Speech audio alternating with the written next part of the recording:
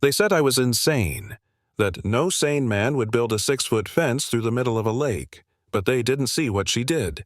They didn't hear her scream at my daughter, didn't watch her cousin trash our shoreline like it was her private resort, didn't feel the cold slap of injustice when the HOA president forged documents just to give away what I paid to protect. So, yeah, I built the wall.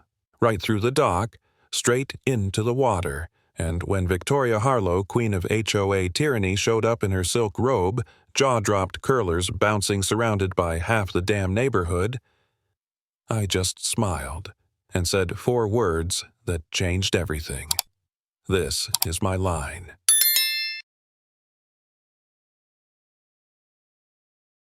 I wasn't always the guy who built a wall through a lake. I used to be normal. 27 contracts lawyer, newly married, 2 kids, and a golden retriever named Moose. When we bought that house in Willowbrook Estates, it felt like we'd made it. Big yard tree swing, lakefront access with deeded rights, a dream carved into paper and signed in ink. Every weekend we swam fished grilled hot dogs by the dock. My daughter called it our beach. I paid extra for that access, and I protected it like my mortgage depended on it because legally it did. So when Victoria Harlow moved in next door, smiling with that Stepford wife energy, and got elected HOA president 2 months later, I had no idea she'd become my worst nightmare. Not yet, but soon.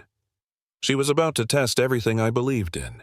Victoria Harlow didn't walk into power. She floated. Elected HOA president in a whisper campaign, no one noticed she moved fast like a wolf in Lululemon.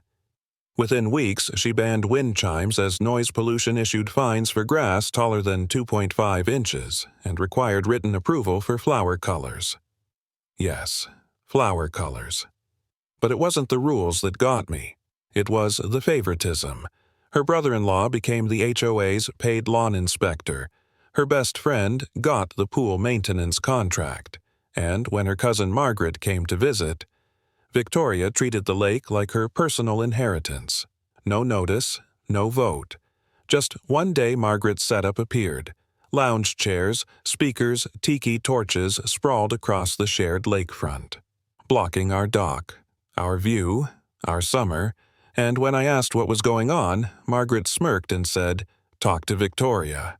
Oh, I would, just not the way she expected. It started on a quiet Tuesday morning. I stepped outside coffee in hand and froze. Margaret wasn't just visiting anymore. She was staking a claim.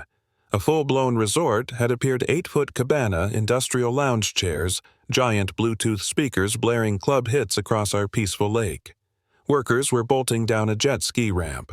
Our dock blocked. Our view gone. Then my daughter walked up behind me, towel in hand.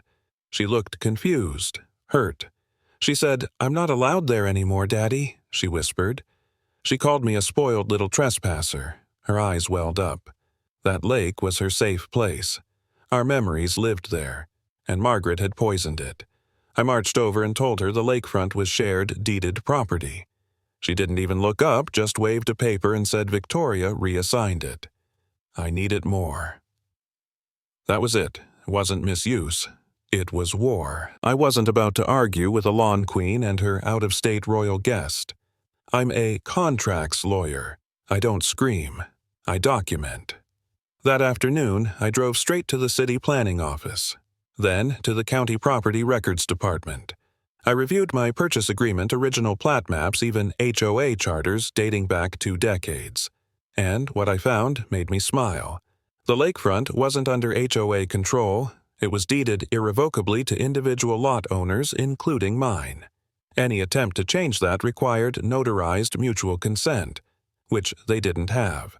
Victoria's little reassignment wasn't worth the paper it was printed on. Legally, it was a joke, a forged, unenforceable joke. So I printed my findings 3 copies each. Then I emailed the HOA certified mailed Margaret and marked my calendar 72 hours. That's how long they had to undo their mess. After that, it was my turn.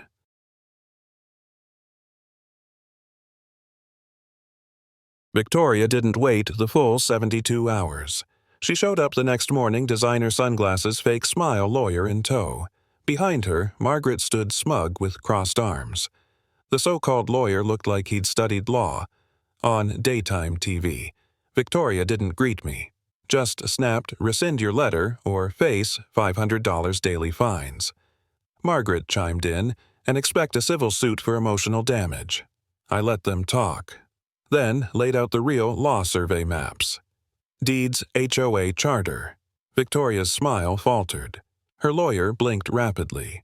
But before leaving, she handed me a formal HOA violation. The reason, unapproved tone of voice during neighborhood interactions. Apparently, me looking annoyed while holding a clipboard now threatened community harmony. I stared at the paper, then laughed. "I suggest you bring real counsel next time." They left without another word, but they weren't done, not by a long shot. They escalated fast.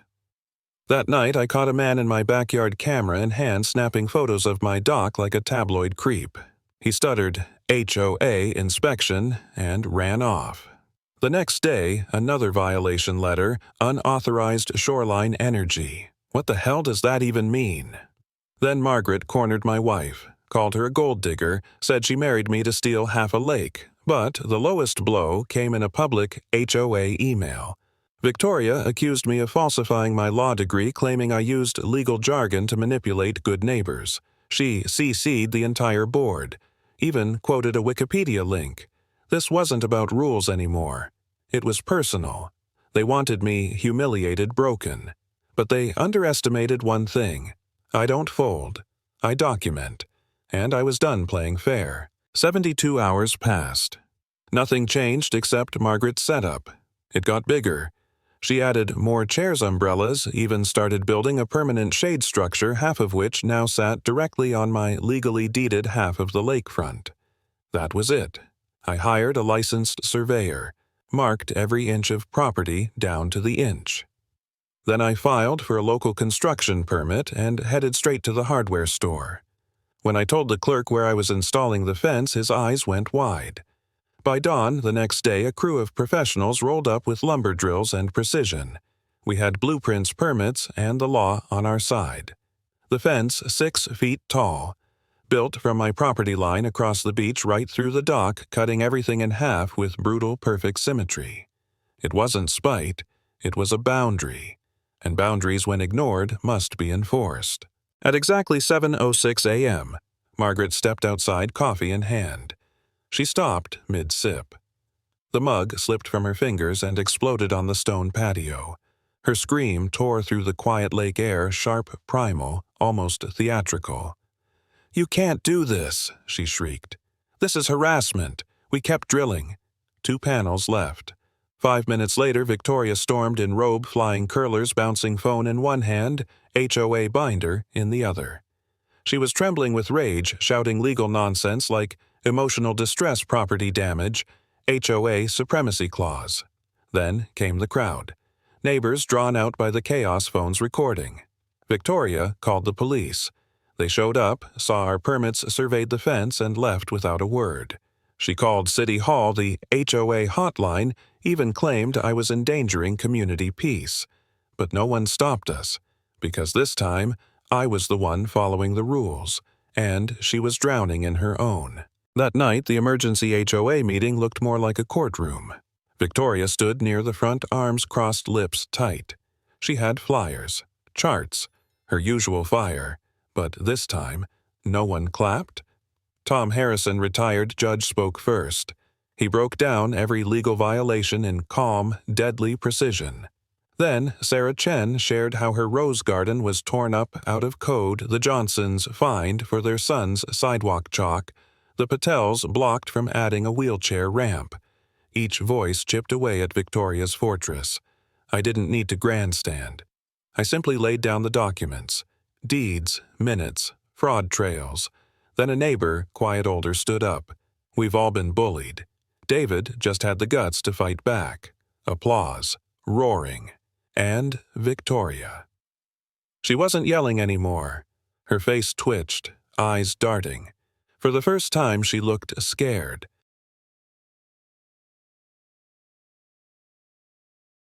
Victoria tried one final power move.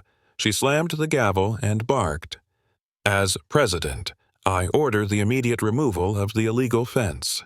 The room went silent. Then the board's attorney, stoic, all night stood. He adjusted his tie, glanced at the crowd, and spoke the words that ended her reign. "Mrs. Harlow, you violated multiple state statutes. You do not have the authority to override deeded property rights. You've exposed this board to civil and criminal liability." You could hear her breath catch. That was fear. He paused, then added, "We recommend immediate removal from your position." A vote followed, 5-0. Victoria stood frozen, mascara, running lips quivering. Her hand gripped the podium knuckles white. She looked to Margaret, to the crowd. But no one met her eyes. She was finished, and she knew it. 3 months later, the Queen of HOA stood in court. No power suit, no gavel, just a woman in a loose blazer and smudged eyeliner. She looked smaller, broken. The courtroom was silent as the prosecutor listed her crimes: falsified HOA records, forged meeting votes, $47,000 in HOA funds rerouted through fake consulting contracts, her cousin's company non-existent, the invoices forged, even travel expenses, dinners, hotels, gas charged to community education. When the judge read the verdict, he didn't raise his voice. He didn't need to. Guilty of embezzlement, fraud, and breach of fiduciary duty. 2 years probation. 300 hours of community service. Full restitution. Victoria collapsed into her chair, mascara dripping, shoulders shaking. The gavel dropped. And just like that, the tyrant of Willowbrook Estates was no more. She wasn't feared. She wasn't respected. She was just defeated. This wasn't just about offense. It was about boundaries, legal, personal, and moral. Victoria crossed every one. She lied. She manipulated. She stole. And in the end, she paid. Because no one, no HOA president, no neighbor, no cousin has the right to violate your home, destroy your property, or insult your name. And if they do, they must be held accountable. That's not vengeance. That's justice. Real, legal, democratic justice. This was my line. I defended it. And I hope if the time ever comes, you'll defend yours too. If this story moved you, inspired you, or simply made you smile. Hit that like button, subscribe to our channel, and share it with someone who needs to remember. You are not powerless. Thanks for watching. And I'll see you in the next episode where justice speaks even louder. Stay strong, stay smart, stay free.